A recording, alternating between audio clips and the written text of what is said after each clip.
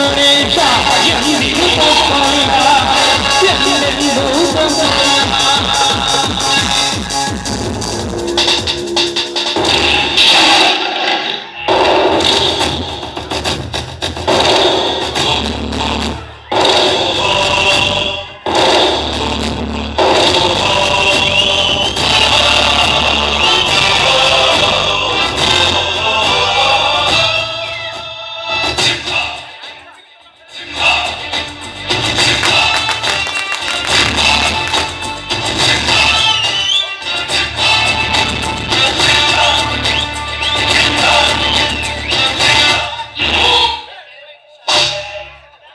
ದಿನವಿಡೀ ಸಮಾಜದಲ್ಲಿ ಎಷ್ಟೊಂದು ಕೊಲೆ ಸುಲಿಗೆ ಅನ್ಯಾಯ ಅತ್ಯಾಚಾರ ನಡೆಯುತ್ತಿದೆ. ನಾನಿನ್ನು ಚಿಕ್ಕವನಿರುವಾಗಲೇ ನನ್ನ ತಂದೆ ತಾಯಿಯನ್ನು ಕಳೆದುಕೊಂಡೆ. ಆದರೆ ಆ ನಮ್ಮ ತಂದೆ ತಾಯಿಯವರ ಫೋಟೋ ನೋಡ್ತಾ ಹೋದ್ರೆ ನನಗೆ ಪದೇ ಪದೇ ನೆನಪಿಗೆ ಬರ್ತಾ ಇದೆ, ನಮ್ಮ ಮನೆತನ ಸಂಪ್ರದಾಯಸ್ಥವಾಗಿ ಬಂದ ಮನೆತನ ಅಂತ.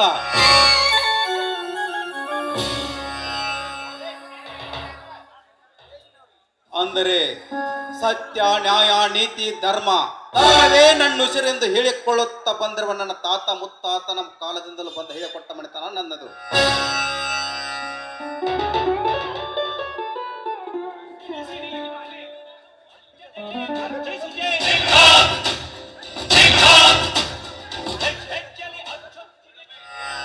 ನನ್ನ ತಮ್ಮ ವೀರನನ್ನು ಓದಿಸಿ ದೊಡ್ಡ ವಿದ್ಯಾವಂತನಾಗಿ ಮಾಡಬೇಕೆಂಬ ಆಸೆ ನಾನು ಸಾಕಷ್ಟು ಇಟ್ಟುಕೊಂಡಿದ್ದೆ.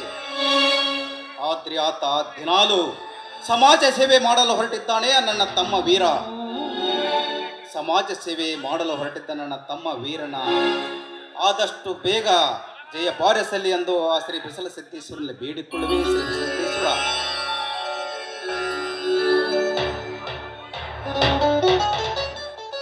ಇದೇನನ್ನ ದೇವರಲ್ಲಿ ಅದೇನೋ ಬೇಡಿಕೊಳ್ಳುತ್ತಿರುವಲ್ಲ. ಹುಲಿ ಅಂತ ನಿನ್ನ ತಮ್ಮ ನಿನ್ನ ಬೆನ್ನಿಂದಿಗೆ ಇರುವಾಗ ನೀನು ಯಾವುದಕ್ಕೂ ಭಯಪಡಬೇಕಾಗಿಲ್ಲ. ನೋಡುವಿರ, ಮನುಷ್ಯನಿಗೆ ಅಸಾಧ್ಯವಾದದ್ದು ಯಾವುದೂ ಇಲ್ಲ. ಅದಕ್ಕೊಂದು ಇತಿಮಿತಿ ಎಂಬುದು ಇರುತ್ತದೆ. ಏನೇ ಮಾಡಿದ್ರು ಯೋಚನೆ ಮಾಡಿ ಕೆಲಸ ಮಾಡಬೇಕು. ದೇವರು ಯಾವತ್ತಿದ್ರೂ ಒಳ್ಳೆಯದಕ್ಕೆ ಇದ್ದೇ ಇರುತ್ತಾನೆ. ನಾವು ಕುಡಿಯಬೇಕಾಗಿರೋದು ಒಂದೇ ಒಂದು ಬಗಸೆ ನೀರು. ಅದಕ್ಕೆ ಇಡೀ ಸಮುದ್ರ ನೇಕೆ ಕಲಂಕ ಮಾಡ್ತಾ ಹೊರಟ್ರಿವೆ ನೀನು. ಬೇಡ ತಮ್ಮ, ದೊಡ್ಡವರ ಸಹವಾಸ ಬೆಂಕಿಯೊಂದಿಗೆ ಸರಸವಾಡದಂತೆ ಸುಮ್ಮನೆ ನಿನ್ನಷ್ಟಕ್ಕೆ ನಡೆದು ಬಿಡು. ಹೋಗಿದ್ದೆ ನಿಜನ, ಆದ್ರೆ ಅಲ್ಲಿ ಮೊನ್ನೆಯಿಂದ ಫ್ಯಾಕ್ಟರಿ ಮುಂದೆ ಉಪವಾಸ ಸತ್ಯಾಗ್ರಹ ಹೂಡಿದ್ದಾರೆ ಕಾರ್ಮಿಕರೆಲ್ಲ ಸೇರಿಕೊಂಡು. ತಿಂಗಳಿಗೆ ಬರೀ ಒಂದೇ 1,000 ರೂಪಾಯಿ ಸಂಬಳ ಕೊಡುತ್ತಿದ್ದಾರೆ. ಅದರಲ್ಲಿ ಹೆಂಡರು ಮಕ್ಕಳು ಹೇಗೆ ಬದುಕುವುದು ಅಂತ ಹೇಳಿ. ಅಷ್ಟೇ ಅಲ್ಲನ, ಎಲ್ಲ ಕಾರ್ಮಿಕರು ಸೇರಿಕೊಂಡು ನನ್ನನ್ನೇ ಮುಂದಾಳವತ್ವನಾಗಿ ವಹಿಸಲು ನಿರ್ಮಿಸಿದ್ದಾರೆ. ನಾನು ಎಷ್ಟೇ ಬೇಡ ಬೇಡ ಬೇಡ ಅಂತ ಹೇಳಿದರು ಅವರ ಒತ್ತಾಯ ನನಗೆ ಕೊತ್ತಿಗೆ ಬಂದು ಅಣ್ಣನಿಗೆ ಒಂದು ಮಾತು ಹೇಳಿ ಹೋಗೋಣ ಅಂತ ಬಂದಾನ. ಇಂದಿನಿಂದ ನಾನು ಅವರೊಂದಿಗೆ ಹೋರಾಡಲು ಸದಾ ಸಿದ್ಧನಾಗುತ್ತೇನೆ.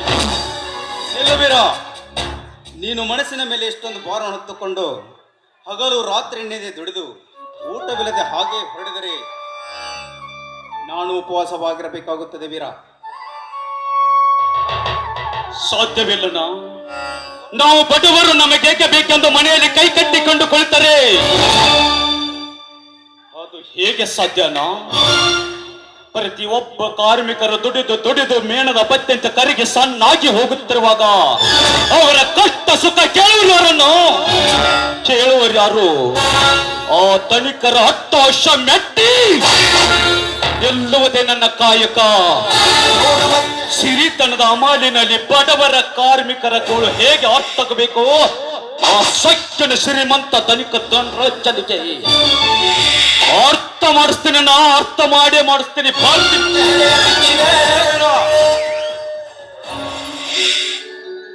ಎಷ್ಟು ಬೇಗ ಹೊರಟಿಯಾ ನೀನು? ಇಷ್ಟು ಆತರದಲ್ಲಿ ನೀನು ಮಾಡುವ ಕೆಲಸವನ್ನು ಈಗ ಕೈಕೊಳ್ಳಬಾರದು.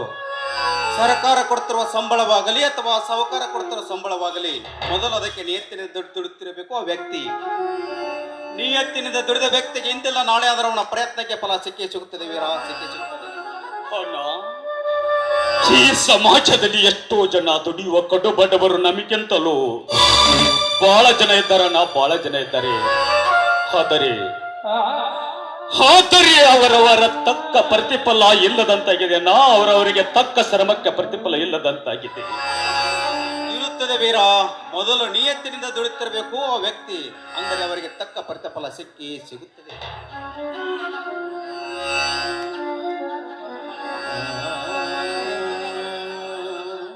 ವೀರ, ಈಗ ಮೊದಲು ಊಟ ಮಾಡುವಂತೆ ಬಾರ, ಒಳಗಡೆ ಹೋಗೋಣ. ಇಲ್ಲಣ್ಣ, ಅಲ್ಲಿ ಕಾರ್ಮಿಕರೆಲ್ಲ ಊಟ ಇಲ್ಲದೆ ಒಂದೇ ಶವನೆ ಬಳಲುತ್ತಿದ್ದಾರೆ. ಅವರನ್ನೆಲ್ಲ ಬಿಟ್ಟು ನಾನು ಊಟ ಮಾಡುವುದಿಲ್ಲ. ಬೇಕಾದ್ರೆ ನಾನು ಇನ್ನೂ ಚಿಕ್ಕವನಿರುವಾಗ ಅದು ಯಾವುದೋ ಒಂದು ಹಾಡು ಹಾಡ್ತಿದ್ಯಲ್ಲಣ್ಣ, ಆ ಹಾಡು ಹಾಡಿದ್ರೆ ಸಾಕು, ಅದೇ ನನಗೆ ಹೋಳಿಗೆ ಊಟ ಮಾಡಿದಷ್ಟು ಸಂತೋಷ ಆಗುತ್ತದೆ ಅಣ್ಣ, ಸಂತೋಷ ಆಗುತ್ತದೆ. ವೀರ, ಮೊದಲು ಊಟ ಮಾಡಬಾರು. ಬೇಕಾದ್ರೆ ನಂತರ ನನಗೋಸ್ಕರ ಒಂದಲ್ಲ 10 ಹಾಡನ್ನಾದರೂ ಹಾಡವೇ ಬಾರೋ ಮೊದಲು. ನನಗೆ ಊಟ ಬೇಡವೇ ಬೇಡ, ಪ್ಲೀಸ್ ಹಾಡಿ. ಮಾಡ್ತಾ ಇದ್ದೇನೆ.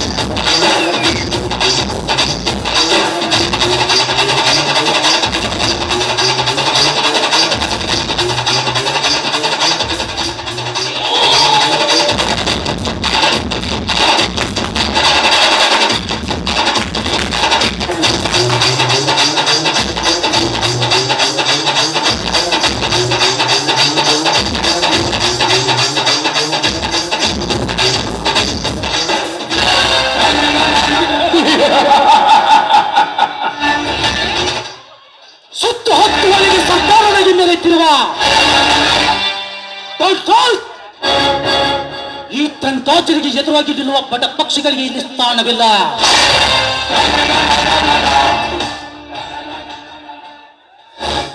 ನನ್ನ ಶೇಡಂಬ ಸಿಡಿಲಿನ ಆರ್ಭಟಕ್ಕೆ ಆವತ್ತಿಯಾಗಿ ಹೋದ ಬಡ್ಡಿ ನನ್ನ ಮಗ ರಾಮಯ್ಯ.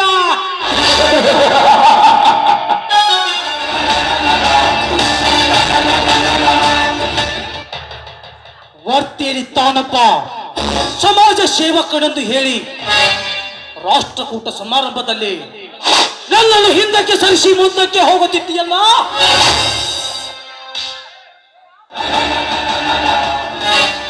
ಅದೇ ಶೇಡೆಂಬ 70 ವರ್ಷಗಳ ಹಿಂದೆ ನಿನ್ನನ್ನು ಕೊಲೆ ಮಾಡಿಬಿಟ್ಟಿತ್ತು. ಆ ಕೊಲೆಯ ಅಪರಾಧವನ್ನು ಹಿಡಿಕೊಂಡು ಬರುತ್ತಿರುವ ಕಾಡಿನ ಕಣ್ಣಿಗೆ ಮಣ್ಣೆರಚಿ ಬಿಟ್ಟೆ.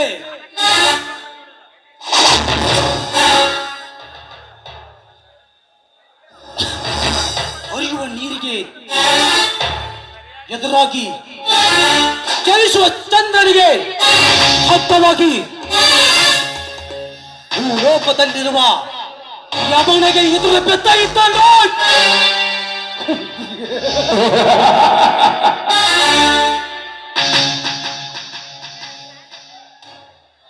ಒಳ್ಳೆಯ ತಂಡ ಮುನಿದರೆ ಯಮ ರಾಜ.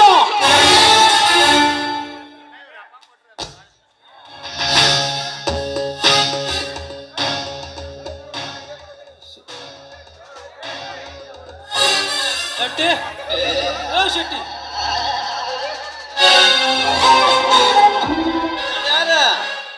ಸ್ವಲ್ಪ ಲೆಕ್ಕ ಬರ್ಲಿದ್ರಿ, ಲೆಕ್ಕ ಬರತ್ತೇನ್ರಿ? ನಿನ್ನ ಲೆಕ್ಕ ನನಗೆ ಬೇಕಾಗಿಲ್ಲ. ನಿನ್ನೆ ಹೇಳಿದ ನನ್ನ ಕೆಲಸ ನೀನು ಸರಿಯಾಗಿ ಮಾಡಿದೀಯಾ? ಯಾರ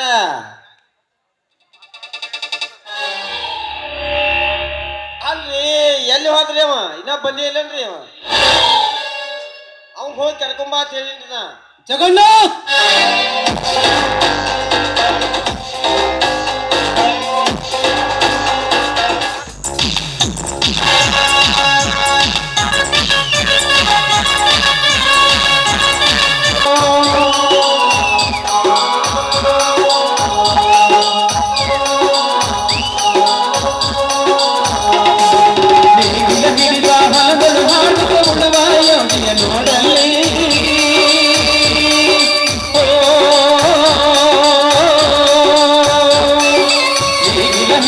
ಹೊಲಗಳು ಹಾಡುತ್ತ ಉಳುವ ಯೋಗಿಯ ನೋಡಲಿ. ಫಲವನ್ನು ಬಯಸದ ಸೇವೆಯ ಪೂಜೆಯು ಕರ್ಮವಯ್ಯ ಪರಸಾಧನವು. ಕಷ್ಟದೊಳನ್ನವ ದುಡಿವನ ತ್ಯಾಗಿ ಸೃಷ್ಟಿನಿಯ ಬದಲಗವನೇ ಹೋಗಿ. ಉಳುವ ಯೋಗಿಯ ನೋಡಲಿ, ಉಳುವ ಯೋಗಿಯ ನೋಡಲಿ, ಉಳುವ ಯೋಗಿಯ ನೋಡಲಿ, ಉಳುವ ಯೋಗಿಯ ನೋಡಲಿ.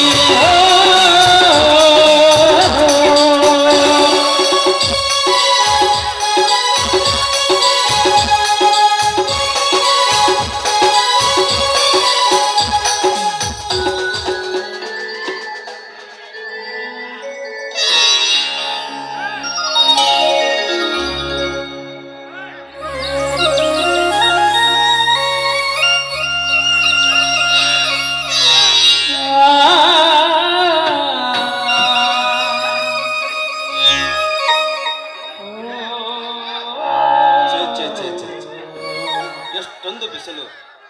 ಮೊದಲು ಮುಂಜಾನೆ ಹಿಡಿದು ಸಂಜೆವರೆಗೆ ಬೆವರು ಸುರಿಸಿದರು. ಏನು ಪ್ರಯೋಜನವಿಲ್ಲದಂತಾಗಿತ್ತು ನನ್ನ ಹೊಲದಲ್ಲಿ. ಆದರೆ ಈಗ ಶ್ರೀ ಬಿಸಲ ಸಿದ್ದೇಶ್ವರನ ದಯದಿಂದ ನನ್ನ ಹೊಲದಲ್ಲೆಂದು ಬಾವಿ ತೆಗೆಸಿದ್ದೇನೆ. ಸಾಕಷ್ಟು ಜಲ ಮಾತ್ರ ದೊರಕಿದೆ. ಈಗೆಷ್ಟು ಪ್ರಶಾಂತವಾಗಿದೆ ನನ್ನ ಸುಂದರವಾದ ತೋಟ.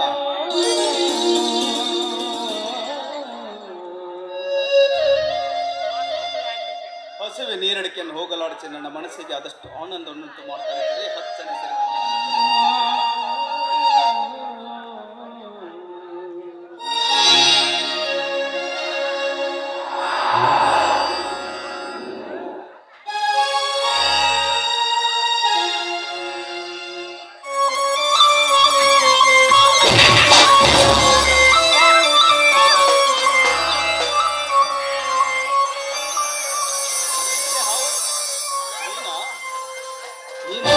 ರವಿ ಅಕ್ಕ ಜ್ಯೋತಿ ಎಲ್ಲಿದೆ ಹಾವು?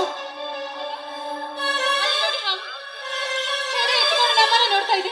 ಬೇಗ ಅದನ್ನ ಬಡ್ದು ಹಾಕ್ರಿ. ನನಗೆ ತುಂಬಾ ಭಯವಾಗ್ತಾ ಇದೆ.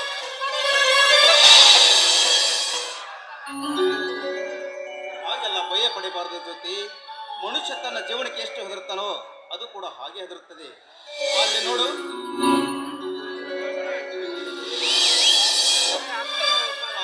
ಯಾಕೆ ಹೆದರಿಕೊಂಡು ಹಾವು ನನ್ನ ಕಡೆ ಬರ್ತಾ ಇದೆಯಾ? ನೀನು ಹೆದರಿಕೊಂಡು ನನ್ನ ಕಡೆ ಬರ್ತಾ ಇದೆಯಾ? ಈಗ ಈ ಹಾವನ್ನು ಹೊಡೆಯೋದಕ್ಕಿಂತ ಮುಂಚೆ ಅಲ್ಲಿ ನಿಂತಿದೆಯಲ್ಲ ಮುಂದೆ ಚದುರು ಹೊಡೆಯಬೇಕು. ಅಲ್ರಿ, ಎಲ್ರು ಹಾವನ್ನ ಕಂಡ್ರೆ ಅದನ್ನ ಹೊಡಿಲಿಕ್ಕೆ ಪ್ರಯತ್ನ ಪಡ್ತಾರೆ. ನೀವು ನೋಡಿದ್ರೆ ಅದನ್ನ ರಕ್ಷಣೆ ಮಾಡ್ಲಿಕ್ಕೆ ಪ್ರಯತ್ನ ಪಡ್ತಿದ್ದೀರಲ್ಲ, ನಂಗೆ ಯಾಕೋ ಭಯವಾಗುತ್ತೆ. ಜ್ಯೋತಿ, ನಾವು ಮನುಷ್ಯರು ನಿಜ. ಮನುಷ್ಯರಂದ ಮೇಲೆ ಆ ಪ್ರಾಣಿ ತಾನು ಪ್ರಾಣಾಪದಲ್ಲಿದ್ದಾಗ ಅದರ ಪ್ರಾಣ ರಕ್ಷಣೆ ಮಾಡಿದ್ದು ನಾವಿಬ್ಬರು ಮಹಾಪ್ರೇಮಿಗಳು. ಆಯ್ತಾಯ್ತು, ನಿಮ್ಮ ಮಾತನ್ನು ಕೇಳಿ ಮುಂಗಸಿಯನ್ನು ಹೊರಟು ಹೋಗುತ್ತೆ. ಆದ್ರೆ ಹಾವು ನಿಮ್ಮ ಮಾತು ಕೇಳಿ ಹೋಗ್ಬೋದಲ್ಲ, ಅದು ಯಾಕೆ ಹೋಗ್ತಿಲ್ಲ? ಯಾಕೆ? ಅಷ್ಟು ತಿಳಿಯಲಿಲ್ವೇ ಜ್ಯೋತಿ ನಿನಗೆ? ನೀನು ಹೊತ್ತು ತಂದಿರುವ ಬೆಂದಿಗೆಯಲ್ಲಿ ನೀರು ಇಲ್ಲಿ ಬಿತ್ಕೊಂಡು ಬಿಟ್ಟಲ್ಲ, ಅದಕ್ಕೆ. ಅಂದ್ರೆ ನಿಮ್ಮ ಮಾತಿನ ಅರ್ಥ ನನಗಾಗ್ಲಿಲ್ಲ. ಅದೇ ಜ್ಯೋತಿ, ಒಂದು ಪ್ರಾಣಿ ತಾನು ಪ್ರಾಣಾಪದಲ್ಲಿದ್ದಾಗ ಅದರ ಪ್ರಾಣ ರಕ್ಷಣೆ ಮಾಡಿದ ನೀವಿಬ್ಬರು ಮಹಾಪ್ರೇಮಿಗಳನ್ನು ನಮ್ಮಿಬ್ಬರನ್ನು ನೋಡ್ತಾ ನಿಂತಿದೆ ಅಷ್ಟೇ. ಹಾಗಾದ್ರೆ ಅದು ಹೋಗೋದಿಲ್ಲ ಅಲ್ಲಿ.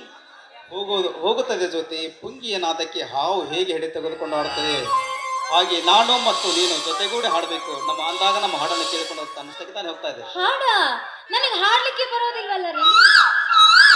ಅಲ್ಲ ಜ್ಯೋತಿ, ಹಾಡ್ಲೇಬೇಕು. ನನಗೂ ಹಾಡ ಬರೋದಲ್ಲ, ಮೊದಲು ನೀನು ಹಾಡು. ಸರಿ, ಹಾಗಾದ್ರೆ ಇಬ್ಬರು ಸೇರಿ ಹಾಡೋಣ, ಆಯ್ತು? ಓಕೆ.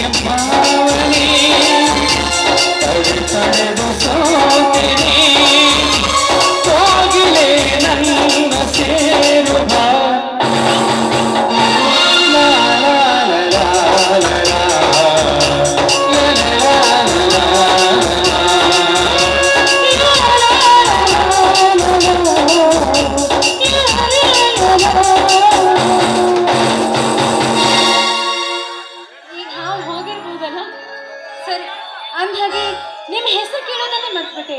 ಅಂದ್ಹಾಗೆ ನಿಮ್ಮ ಹೆಸರು? ನನ್ನ ಹೆಸರು ಈ ಸಮಾಜ ಸೇವಕ ರಾಮಣ್ಣನವರ ಪುತ್ರ. ನನ್ನ ಹೆಸರು ಅಮರ್ ಅಂತ. ನನ್ನ ತಮ್ಮ ವೀರ ಹಾಗೂ ನಿನ್ನ ತಮ್ಮ ರವಿ ಇಬ್ಬರು ಒಂದೇ ಕ್ಲಾಸಲ್ಲಿ ಓದುತ್ತಿದ್ದಾರೆ. ನೀನು ನನ್ನ ತಮ್ಮ ವೀರನನ್ನು ನೋಡಿರಬಹುದು. ಹೌದು, ನಮ್ಮ ರವಿ ತನ್ನ ಫೋಟೋದಲ್ಲಿ ತೋರಿಸಿದ್ರು, ಇವನ ನನ್ನ ಸ್ನೇಹಿತ ವೀರ ಅಂತ. ಅದು ಅಲ್ಲದೆ ಮೊನ್ನೆ ಬರ್ತಡೆಗೂ ಕೂಡ ಬಂದಿದ್ದ. ಒಳ್ಳೆ ಹುಡುಗ ಅವನು. ಜ್ಯೋತಿ, ಆ? ಅಲ್ಲಿ ನೋಡು, ಆ ಮಹಾಮರದಲ್ಲಿ ಕುಳಿತುಕೊಂಡು ಕೊಯ್ಲು ಎಷ್ಟು ಚಂದ ಕೂಗ್ತಾ ಇದೆ.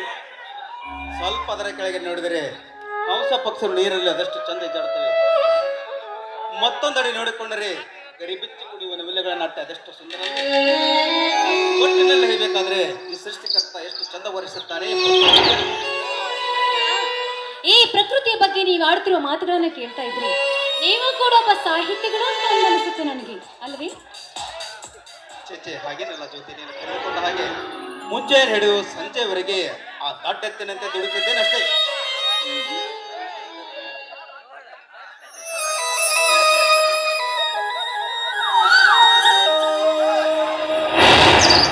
ನಿಂತ್ಕೋ ಜ್ಯೋತಿ, ಇಲ್ಲಿ ಬಿತ್ತಿರುವ ಬಿಂದಿಗೆ ತೆಗೆದುಕೊಂಡು ಹೋಗ್ಬಾರ್ದೆ?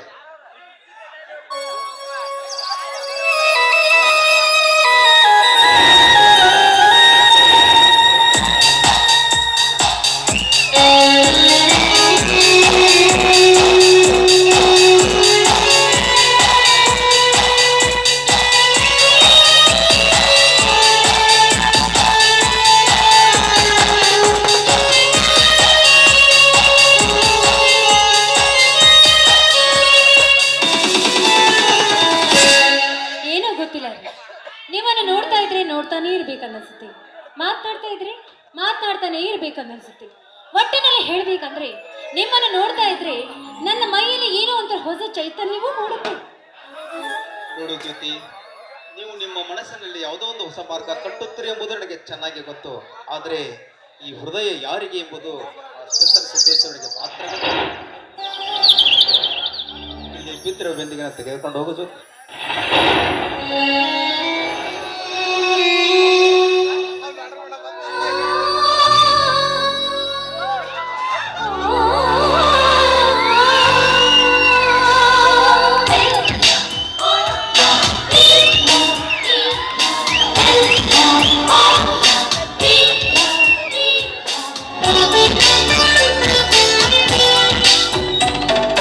ಜ್ಯೋತಿ, ಬಿತ್ತಿರುವ ಬೆಂದಿಗೆ ತೆಗೆದುಕೊಂಡು ಹೋಗು.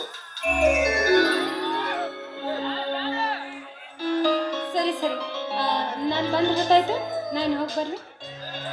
ಬರ್ತೀನಿ ಅಂದೆ, ಹೋಗ್ತೀಯಾ? ಮತ್ತೆ ಹೋಗ್ಬೇಕಲ್ವಾ? ಹೋಗಿ ಬರ್ಲಿ. ಹೋಗೋದಕ್ಕಿಂತ ಮುಂಚೆ ಏನಾದರೂ ಹೋಗೋದಕ್ಕಿಂತ ಮುಂಚೆ ಏನಾದ್ರು ಏನ್ರಿ? ಏನೋ ನಿಮ್ಮ ಮನಸ್ಸಲ್ಲಿ ಒಂದು ಹೊಸ ಚೈತನ್ಯ ಏನೋ ಕಾಣ್ತಾ ಇದೆಯಲ್ಲ, ಅದನ್ನು ತೋರಿಸ್ಕೊಟ್ಟು ಹೋದ್ರೆ ಸಾಕು.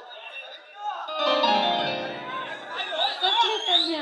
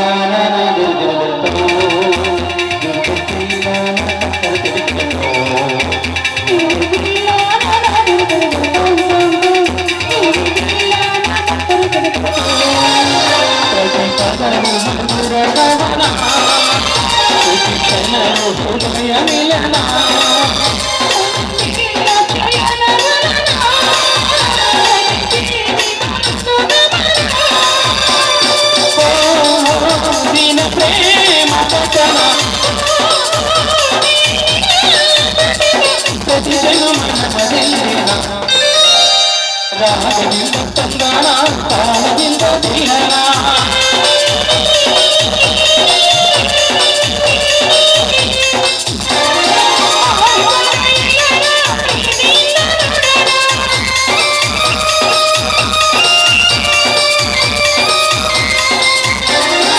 ಪ್ರಪಂಚದ ತುಂಬ ಎಂದೇನ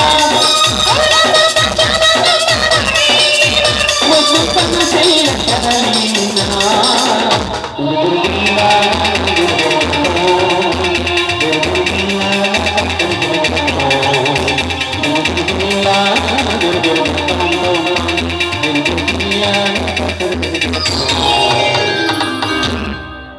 ಮನೆಯಲ್ಲಿ ನನಗೋಸ್ಕರ ತಮ್ಮ ಕೈ ಹಾಕೋಣ ನಾನು ಹೋಗಿ ಬರ್ತೀನಿ ಹೋಗಿ ಬನ್ನಿ.